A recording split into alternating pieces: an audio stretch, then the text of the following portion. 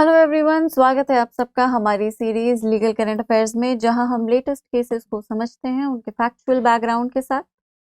और हम ये भी समझते हैं कि आप इन केसेस को अपने मेंस के आंसर्स में किस तरह से साइट कर सकते हैं। शुरू करते हैं। आज का पहला केस है Gaurav Shri Kalyan versus Ram Naresh Singh and others. अभी केस जो है एसआरए पर है, सेक्शन 6 पर। मोर स्पेसिफिकली सेक्शन 6 के इंग्रेडिएंट्स क्या होते हैं, कब उसमें दी गई रिलीफ को क्लेम किया जा सकता है, इसी चीज पे चर्चा की गई है। केस बहुत इंटरेस्टिंग है और सेक्शन 6 बहुत इंपॉर्टेंट है, तो आप सीधा साइट कर सकते हैं। लेटेस्ट केस है ना।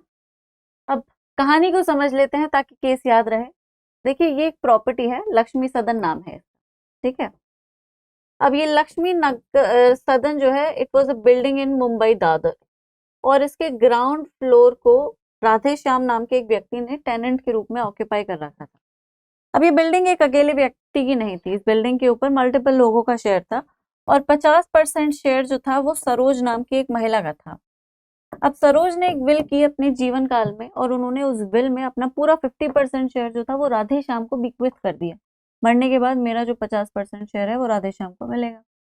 अब उन्होंने इसमें शेयर को जो है राधे श्याम को दे दिया, और इस विल में एग्जीक्यूटर एक लड़के को बना दिया जिसका नाम था गौरव श्री कल्याण, ठीक है, जो इस केस का प्लेंटिफ है और राधे श्याम का भांजा है, नेफ्यू है। अब राधे श्याम की डेथ हो जाती है, और ये गौरव जब आया, उनका अंतिम संस्कार वगैरह किया, और फिर उसके बाद सितंबर में, वो उसी घर में रह रहा था, सितंबर में उसे घर से बाहर निकाल दिया गया फोर्सिबली। तो उसने सेक्शन 6 में रिलीफ को डिमांड किया कि भाई मुझे जबरदस्ती इलीगल तरीके से घर के बाहर निकाल दिया गया है, मुझे पोजेशन वापस दिया जाए। अब उसके इशू क्या थे, क्लेम क्या कर रहा है कि भाई राधे श्याम जी की और कोई औलाद तो थी नहीं, मैं उनका अकेला वारिस हूँ, क्लास 2 एयर है वो, है ना। तो I am the only heir to mister Radhe Shyam, class 2 heir हूं मैं, तो मेरे पास प्रॉपर्टी का हक है। दूसरा, विल का एग्जीक्यूटर भी हूं मैं। अब एग्जीक्यूटर का मतलब क्या होता है, समझ लेते हैं। विल का मैनेजर जो होता है वो एग्जीक्यूटर होता है, सिंपल भाषा में, ठीक है। तो डेथ के बाद एग्जीक्यूटर का काम होता है कि प्रॉपर्टी का जो ट्रांसफर होगा उसे इंश्योर करे, ताकि प्रॉपर्टी विल के टर्म्स के अकॉर्डिंग ट्रांसफर कर दी जाए। प्रोबेट के लिए अप्लाई करता है ये, अगर जरूरत है तो। एसेट्स को डिस्ट्रीब्यूट करता है, विल के इंस्ट्रक्शंस को बेसिकली फॉलो करवाता है ये एग्जीक्यूटर। तो विल को लीगली एग्जीक्यूट करना, इफेक्ट देना, उसे इंप्लीमेंट करना एग्जीक्यूटर का काम है। तो एग्जीक्यूटर ऑटोमेटिकली ओनर नहीं बन जाता, बाय द वे, ठीक है। उसके पास बस विल को जो लिखा गया है उसको इम्प्लीमेंट करने की ड्यूटी है। कोई भी प्रॉपर्टी पे मलिकाना अधिकार नहीं मिलता एग्जीक्यूटर को। अब इस केस में फैक्ट सिंपल है, सरोज जी ने विल बनाई, विल से उन्होंने अपना शेयर जो है वो राधे श्याम को दिया, और एग्जीक्यूटर उन्होंने गौरव को बना दिया। अब गौरव जी को लाइक आई सेड घर से बाहर निकाल दिया गया है। सेक्शन 6 में उन्होंने रिलीफ को क्लेम किया है, ओके। अब प्रॉब्लम ये थी, जो डिफेंडेंट्स थे उनका कहना था कि भाई गौरव सेक्शन 6 में रिलीफ नहीं क्लेम कर सकता, क्योंकि सेक्शन 6 जो है वो सेटल्ड पोजेशन के सूरत में ही रिलीफ ग्रांट करता है, ठीक है। कि अगर पोजेशन सेटल्ड था तो कोर्ट आपकी मदद के लिए आएगा। क्यों? क्योंकि आपको जबरदस्ती गुंडागर्दी से बाहर निकाल दिया गया है। अब आप प्रॉपर्टी पे रह रहे हैं, अब प्रॉपर्टी पे आप किस हक से रह रहे हैं, कब्जा करके रह रहे हैं, ट्रेसपासर हैं, स्क्वाटर हैं, फर्क नहीं पड़ता। तो फर्क पड़ता है सेटल्ड पोजेशन का, कि आप प्रॉपर्टी पे रह रहे थे और इरादे से रह रहे थे, एनिमस पॉसिडेंडी, ठीक है। ये इंग्रेडिएंट अगर सेटिस्फाई हो जाता है, 6 महीने में आप सूट दाखिल कर देते हैं कि भाई मैं प्रॉपर्टी पे रह रहा हूँ, सेटल्ड हूँ मैं प्रॉपर्टी पे, और मुझे जबरदस्ती निकाल दिया गया है, तो कोर्ट आपकी मदद करने के लिए आ जाता है, क्योंकि गुंडागर्दी को कोर्ट एनकरेज या फैसिलिटेट नहीं करता। So if somebody, even if they have a legal valid title over the property, is still not allowed to dispossess a person forcibly. One cannot take law in their own hands. तो ये एक lesson की तरह है कि भाई अगर आपको किसी को बाहर भी निकालना है, अगर किसी को आपको एविक्ट भी करवाना है, तो आप प्रॉपर कोर्स के थ्रू आइए, अपने हाथ में कानून लेके जबरदस्ती उसे गुंडे के मतलब गुंडागर्दी करके या जोर जबरदस्ती के बल पे उसे बाहर आप नहीं निकलवा सकते। अगर आप ऐसा करेंगे तो फिर हम उसकी मदद करेंगे, भले ही उसके पास पोजेशन का भी अधिकार नहीं था, फिर भी हम उसे ही हेल्प देंगे, ठीक है। तो ये सेक्शन 6 होता है, और डिटेल में हम समझ लेंगे। अब कोर्ट का जो ऑब्जर्वेशन था उसे समझ लेते हैं, ठीक है। Court section 6 and settled possession पे आता है। सेटल्ड पोजेशन का क्या मतलब होता है? Effective control. Possession means effective control plus continuity. तो a person effectively controls that property and he continues to control that property, that is what settled possession is.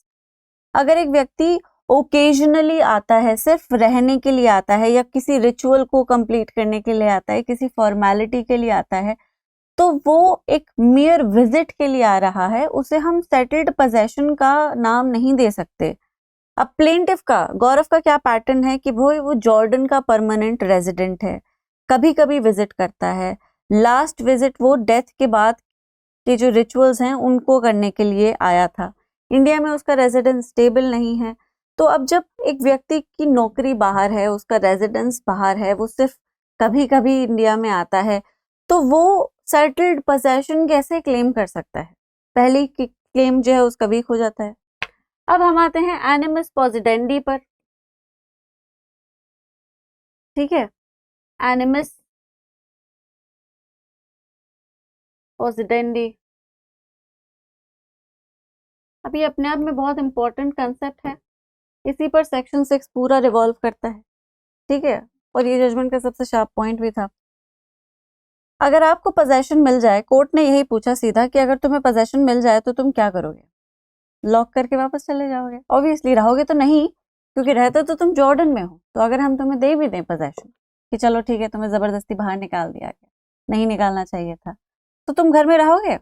नहीं रहोगे। तुम रहते भी नहीं थे घर में, घर तुम्हारा है ही नहीं, तुम उसे लॉक करोगे और वापस चले जाओगे। तो फिर ये एनिमस कैसे प्रूव होता है? How do you prove the intent to possess? मैं प्रॉपर्टी में पोजेशन इसीलिए मांग रहा हूं क्योंकि मैं प्रॉपर्टी पे रहना चाहता हूं, क्योंकि मैं प्रॉपर्टी पे इफेक्टिव कंट्रोल लेना चाहता हूं, क्योंकि मैं प्रॉपर्टी को इफेक्टिवली यूज करना चाहता हूं। ये होता है एनिमस प्रूफ करने का तरीका। घर में एक बार रह लेना, घर में कभी कभी आ जाना, साफ सफाई करवाने के लिए, रिश्तेदारों से मिलने के लिए, ये दिस इज नॉट पोजेशन। इसे पोजेशन नहीं कह सकते। अगर आप सिर्फ एक पर्टिकुलर काम के लिए आए हैं, उस काम को पूरा करने के बाद आप फिर चले जाएंगे, तो आपका इंटेंशन जो है पोजेस करने का वो भी फिर प्रूव नहीं हो पाएगा। ठीक है, अब दो चीजें हैं सेक्शन 6 की, एक तो सेटल्ड पोजेशन और एक एनिमस पोसिडेंडी। दोनों ही प्रूव इस केस में नहीं हो रहा, एग्जिस्ट ही नहीं कर रहा। ना तो पोजेशन सेटल्ड है और ना ही उस प्रॉपर्टी को कंटिन्यूटी में पोजेस करने का किसी भी तरह का कोई इंटेंशन है।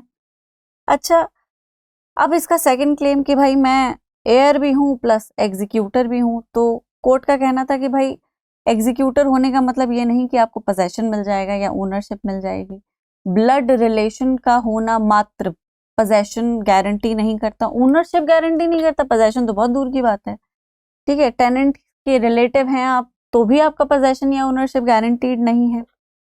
अब अगर आगे कोई भी बात है, मतलब if it is the title that you are claiming, if it is the succession that you are claiming, this is not the way to go. Section 6 is not your remedy. आप सेक्शन 5 में case file कीजिए, which would be a proper appropriate mechanism to deal with the entire case. Section 6 is not the remedy that we can give to you, because वो जिस particular remedy के लिए provide करता है वो आपके केस में सेटिस्फाई नहीं होती।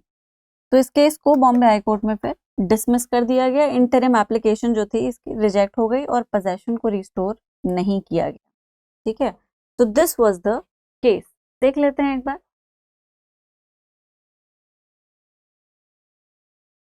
Section 6 of the SRA protects actual possession, not mere claim to possession or presence in property. Mere proof of presence is insufficient. What needs to be proved is settled possession.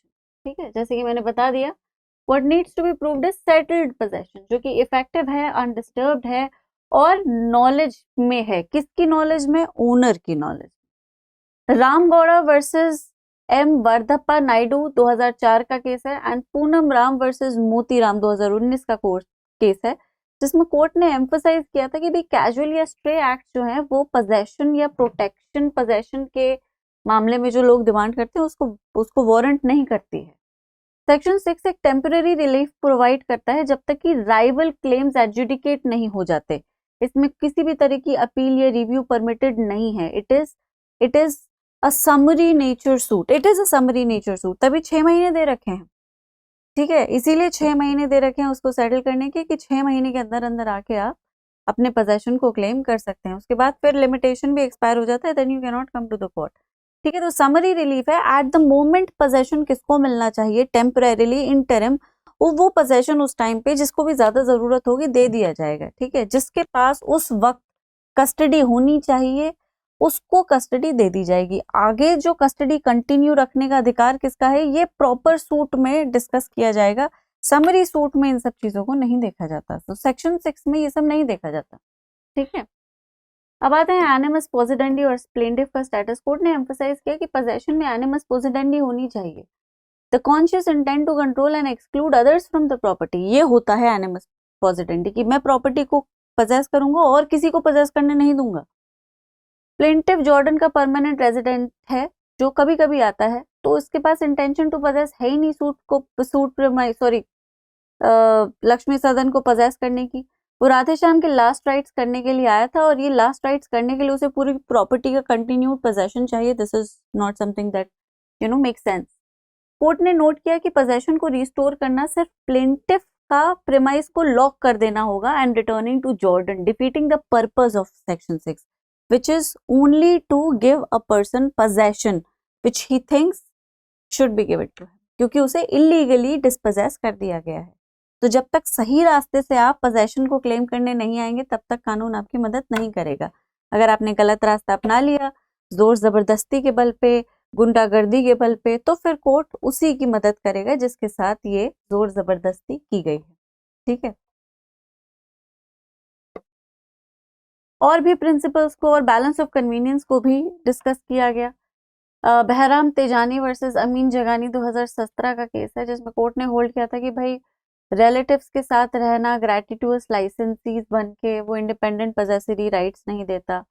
Plaintiff को अगर इररिपेरेबल loss नहीं हो रहा dispossess होने पे, वो resident नहीं है, या फिर उसका ऐसा नहीं कि शेल्टर ही लूज कर देगा, बेघर हो जाएगा, होमलेसनेस नहीं एनकरेज कर सकता ना कोर्ट। तो इस तरह की अगर सिचुएशन नहीं तो सेक्शन 6 की रिलीफ नहीं स्टैंड करती है।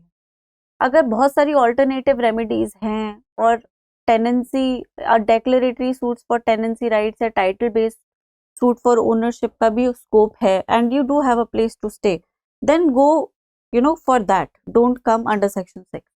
कोर्ट ने इंटरिम एप्लीकेशन को रिजेक्ट कर दिया है, holding that the plaintiff thoroughly failed to prove a prima facie case of being in settled possession. वो सेटल्ड पोजेशन में नहीं है सूट प्रेमाइसिस के as on the date of alleged dispossession, ठीक है। तो ये एप्लीकेशन रिजेक्ट हो गई।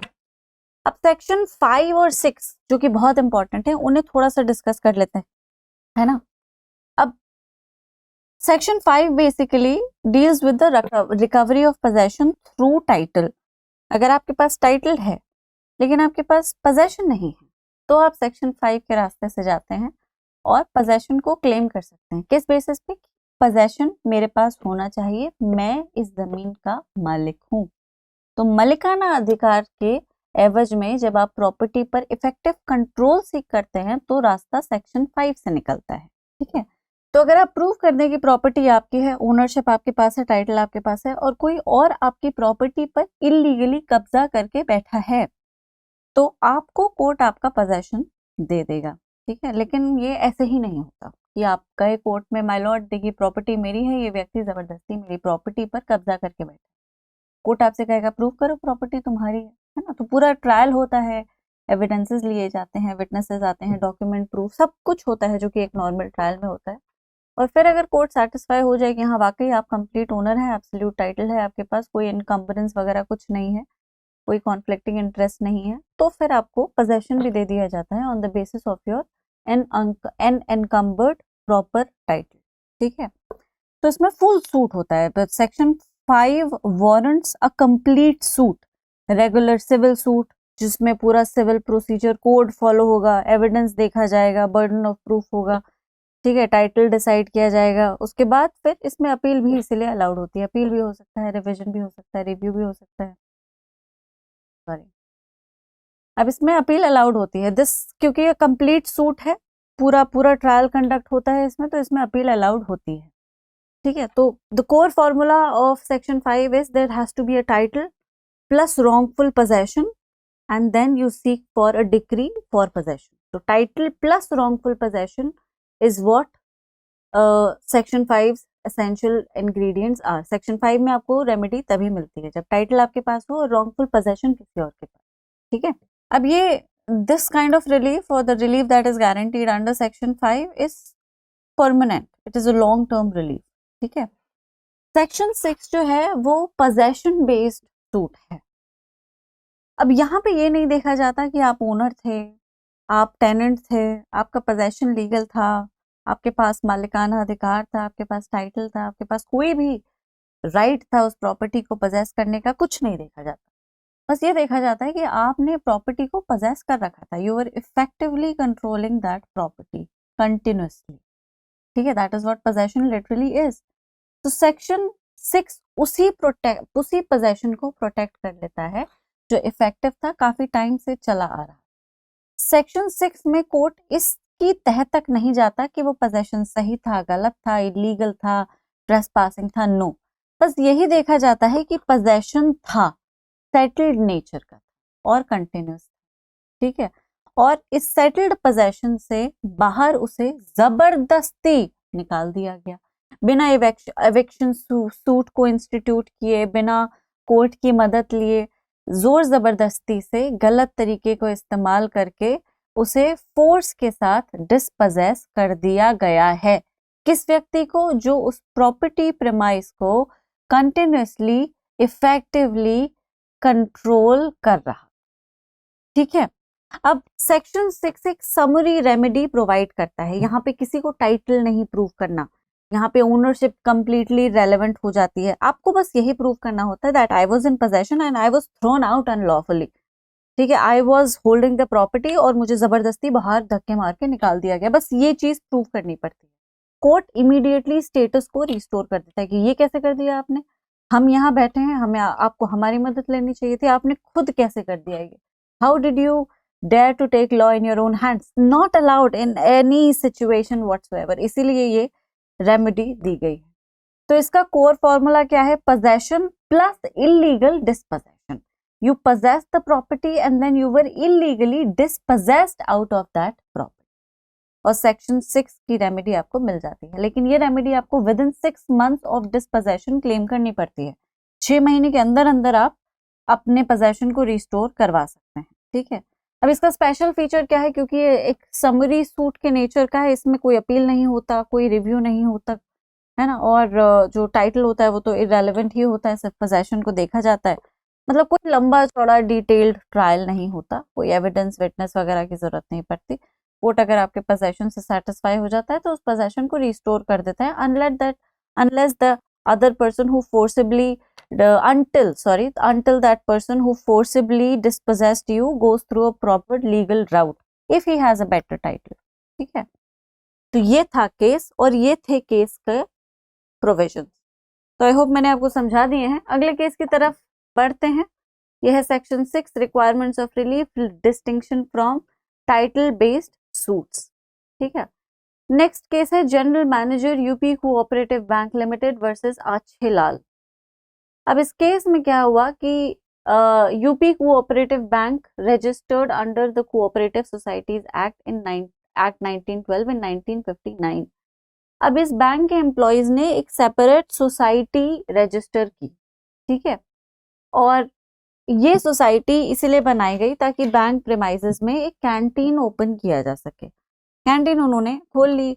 अब बैंक ने सोसाइटी को इस कैंटीन को ओपन करने में काफी सपोर्ट किया, जैसे उन्होंने जगह दी, कैंटीन का इंफ्रास्ट्रक्चर दिया, प्लस 75% सब्सिडी भी दी कि 25% कैंटीन के जो एक्सपेंसेस हैं इंक्लूडिंग सैलरीज वो आप बियर कीजिए, बाकी 75% हम बियर करेंगे, ठीक है। अब सोसाइटी ही कैंटीन को वो ओवरऑल मैनेज करती थी, अपॉइंटमेंट करती थी, सैलरी देती थी, डिसिप्लिनरी जो भी डिसिप्लिनरी सुपरविजन होता है वो सब कुछ सोसाइटी ही देखती थी, बैंक नहीं करता था। अब 1995 में सोसाइटी ने बैंक से कहा कि सब्सिडी बढ़ा दो आप। बैंक ने मना कर दिया। सोसाइटी ने कहा हम कैंटीन नहीं चलाएंगे, बैंक ने कहा मत चलाओ, कैंटीन बंद हो गई। अच्छा, कैंटीन में 4 लोग हायर किए गए थे लेटेस्ट उनको लेटर ऑफ अपॉइंटमेंट नहीं दिया गया था, लेकिन सोसाइटी ने उन्हें यूं ही हायर कर दिया था। अब इन्होंने क्या किया, लेबर कोर्ट में पेटिशन दाखिल कर दी और कहा कि हम तो बैंक के एम्प्लॉयज हैं और हमें ठीक तरीके से टर्मिनेट नहीं किया गया है, मतलब कैंटीन बंद हुई और इनको टर्मिनेशन नोटिस दे दिया गया। इन्होंने कहा टर्मिनेशन इलीगल है, we are not terminated properly following the rules of termination.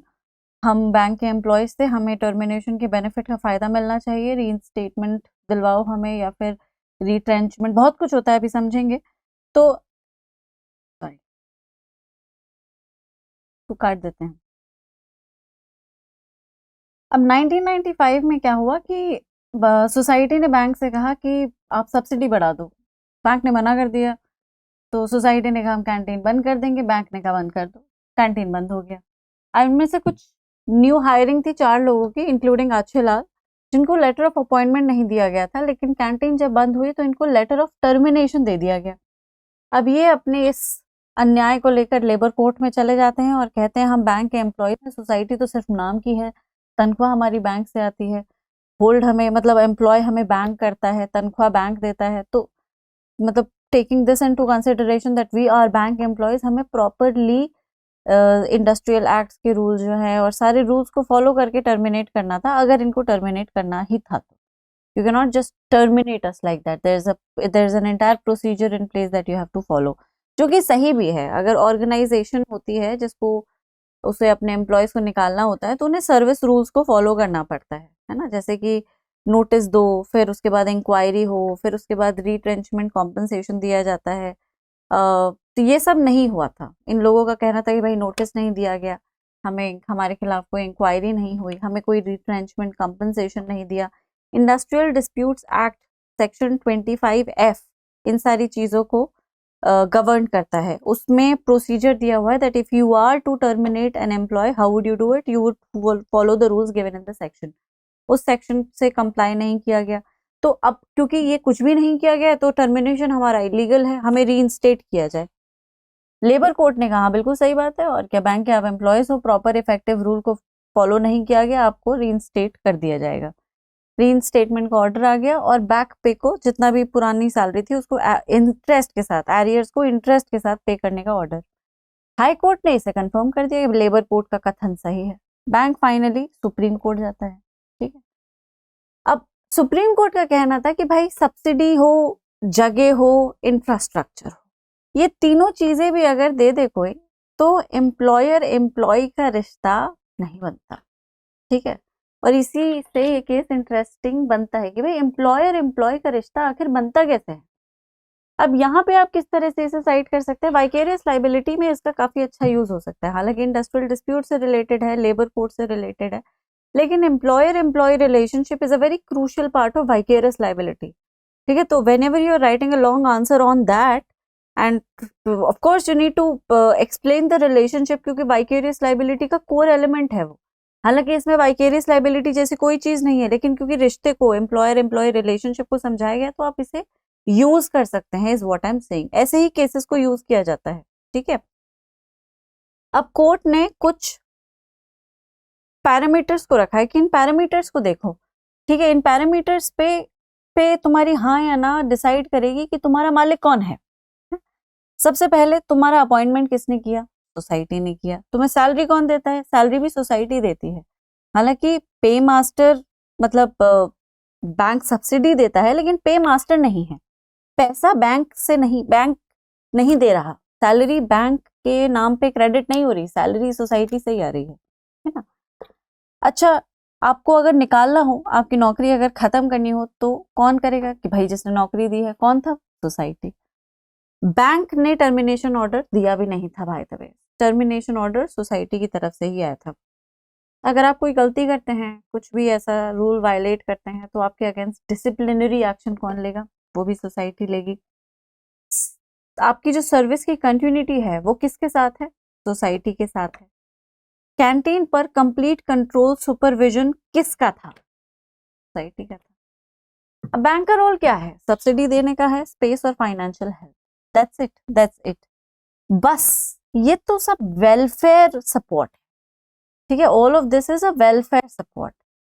This does not amount to control. ये कंट्रोल का सब्स्टिट्यूट नहीं है। किसी की मदद कर देना, किसी को सहारा दे देना, उस पर कंट्रोल नहीं देता। कंट्रोल एक्सरसाइज करने वाला कोई और हो सकता है पूरी तरह से। अब बैंक एम्प्लॉयज नहीं है क्योंकि ऑब्वियसली टेस्ट क्लियर हो गया है, तो नहीं, मतलब बैंक कंट्रोल नहीं कर रहा, डिसिप्लिन नहीं कर रहा, कैंटीन पर किसी तरह का ऑपरेशनल मैनेजेरियल पावर भी नहीं है, तो कैंटीन स्टैट्यूटरी नहीं है। Canteen purely non statutory body है, ठीक है। वर्कर्स का जो पीएफ है, मेडिकल चेकअप है, वेलफेयर बेनिफिट, जो भी कुछ बैंक अपने एम्प्लॉयज को देता है वो बैंक से लिंक्ड नहीं है। अगर इन्हें पीएफ मिल भी रहा है, मेडिकल चेकअप इनका हो भी रहा है, कोई भी और बेनिफिट स्कीम का अगर ये फायदा ले भी रहे हैं, तो वो सोसाइटी के थ्रू ले रहे हैं, सोसाइटी उन्हें दे रही है, बैंक नहीं दे रहा कुछ भी, ठीक है। तो बैंक की अपील को अलाउ कर दिया गया और उन लोगों को बैंक का एम्प्लॉय नहीं माना गया। लेबर कोर्ट का जो अवार्ड था उसे सेट असाइड कर दिया गया, हाई कोर्ट का जजमेंट सेट असाइड कर दिया गया, वर्कर्स को सोसाइटी का एम्प्लॉयज माना गया और रीस्टेटमेंट ऑर्डर को वॉश कर दिया गया, ठीक है। So this was the case.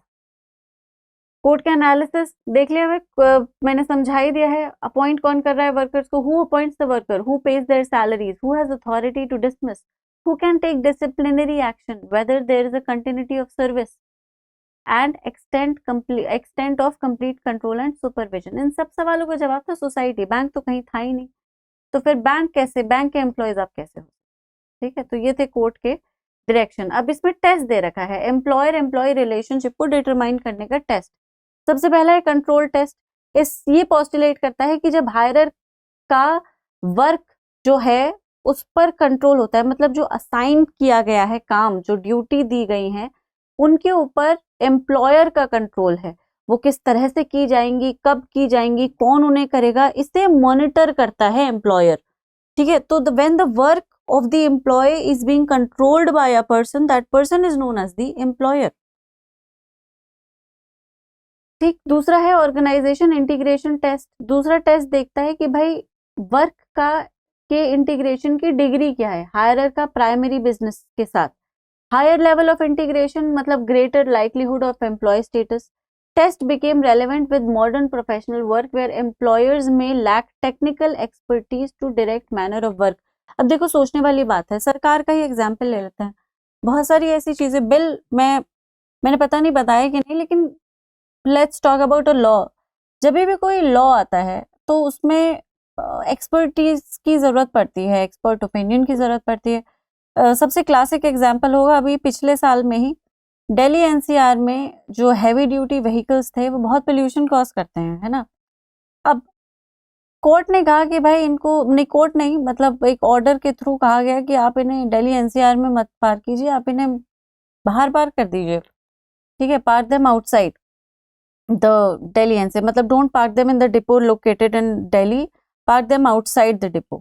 अब भाई कोर्ट ने कहा ये तो गलत हो गई चीज। आई मीन आप यहाँ पे पोल्यूशन ना करके दूसरी जगह कर दे रहे हैं, तो आपको एक इफेक्टिव सोल्यूशन चाहिए। This is not a solution कि वहां पोल्यूशन नहीं करेंगे, यहाँ पोल्यूशन कर देंगे, है ना। वहां पे भी पार्क करोगे तो पोल्यूशन वहां होने लगेगा फिर। तो इसके लिए एक प्रॉपर लॉ की जरूरत थी, जो कि सुप्रीम कोर्ट ने डायरेक्ट किया। सरकार ने इस चीज को कह दिया कि हाँ वाकई लॉ की तो जरूरत है, we need to effectively control this once and for all. Heavy duty vehicles को रिप्लेस करना है, इनको पार्क कैसे करना है, पोल्यूशन को कंट्रोल कैसे कर सकते हैं। तो इसके लिए उन्होंने केपीएमजी को हायर किया था, जो कि कंसल्टेंसी है, ठीक है। अब केपीएमजी के कंसल्टेंट्स को या इस कंपनी को हायर किया गया एक्सपर्ट ओपिनियन के लिए, कंसल्ट करने के लिए, उनकी सर्विसेज को लिया गया, ठीक है। अब जब तक कि ये लोग सरकार की मदद कर रहे हैं, ये सरकारी मुलाजिम हो गए? नहीं, मेरी बात आप समझ रहे हैं। तो भाई इंटीग्रेशन की बात है, यही इंटीग्रेशन है कि आपका उस डिपार्टमेंट से जिसका आप एम्प्लॉय होने का दावा कर रहे हैं उसके साथ आपके काम का कितना इंटीग्रेशन है। जितना हाई इंटीग्रेशन है उतना ही आपका जो एम्प्लॉयमेंट एम्प्लॉय रिलेशनशिप है वो स्ट्रेंथन होगा। तो they are not government employees, they are people who are hired by the government. तो उनका जो इंटीग्रेशन है वो बहुत टेम्पररी है और एक्सेसिव नहीं है। गवर्नेंस में उनका जो इंटीग्रेशन है वो इनहेरेंट इम्पेरेटिव नहीं है। वो एक बस एक काम के लिए, असाइनमेंट के लिए हायर किए जा रहे हैं, असाइनमेंट खत्म हो जाएगा, उन्हें हटा दिया जाएगा, उनकी सर्विसेज सीज हो जाएगी। तो इंटीग्रेशन बहुत कम है। अब जब कम है इंटीग्रेशन तो भाई आप सरकारी मुलाजिम कैसे हो गए? मेरी बात समझ रहे हैं। ब्यूरोक्रेसी को ले लीजिए, ब्यूरोक्रेसी का गवर्नेंस के साथ सीधा इंटीग्रेशन होता है ना। अब सीधा इंटीग्रेशन है तो सोचने वाली बात है कि ब्यूरोक्रेट सारे सरकारी एम्प्लॉयज हो जाते हैं। That is what integration is.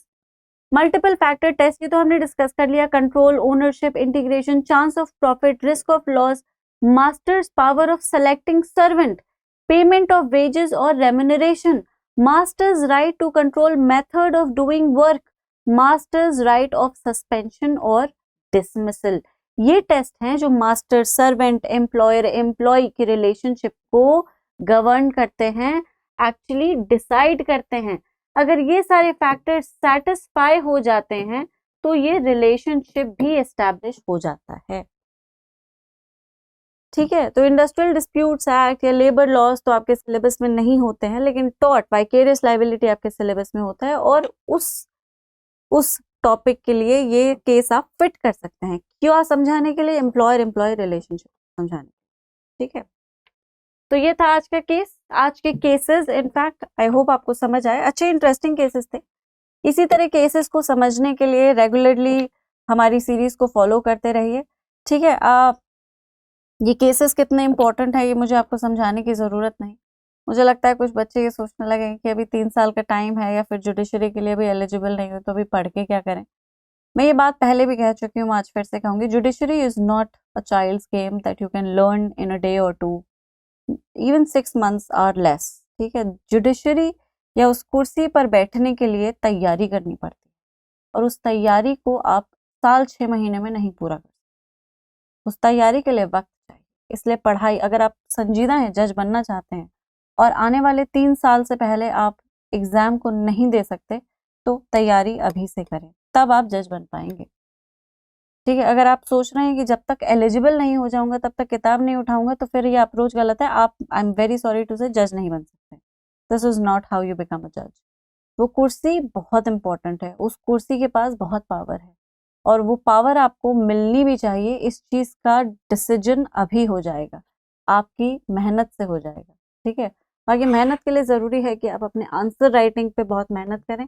उस आंसर राइटिंग को जितना बेहतरीन कर सकते हैं उतना करें। 25, 26, 27 जिनमें लेटेस्ट केसेस, 2-3 ईयर्स के जो केसेस होते हैं वो लेटेस्ट होते हैं, है ना। अच्छा, इन केसेस से एक सब्जेक्ट की और सेक्शन की अंडरस्टैंडिंग भी बनती है। आप अपने आंसर्स को अभी से तैयार करना शुरू कीजिए, तभी आप एक बेहतरीन आंसर, जिसे निगेट नहीं किया जा सकता, जिसमें नंबर नहीं काटे जा सकते, उस आंसर को आप प्रोड्यूस कर पाएंगे। 10 बार एक आंसर लिखा जाता है, तब 12वीं 13वीं बार वो कुछ एवरेज होता है, 20वीं 25वीं बार वो अच्छा बनता है, और 30-35वीं बार वो बेहतरीन बनता है, और उसमें मिलते हैं मार्क्स, और फिर आप रैंक से निकालते हैं जुडिशियल एग्जाम्स को। ये बच्चे जो एक बार में निकाल लेते हैं, एक रात की प्रिपरेशन नहीं, सालों की प्रिपरेशन होती है। बताता कोई नहीं है, लेकिन सच तो आप जानते ही हैं। ठीक है, तो अगले सेशन में मिलेंगे, तब तक आप सब अपना ख्याल रखिए, रिलीजियसली फॉलो कीजिए सीरीज को, बहुत ज्यादा आपके लिए जरूरी है। ठीक है, I can not emphasise it enough, emphasise on it enough. Thank you so much, bye bye.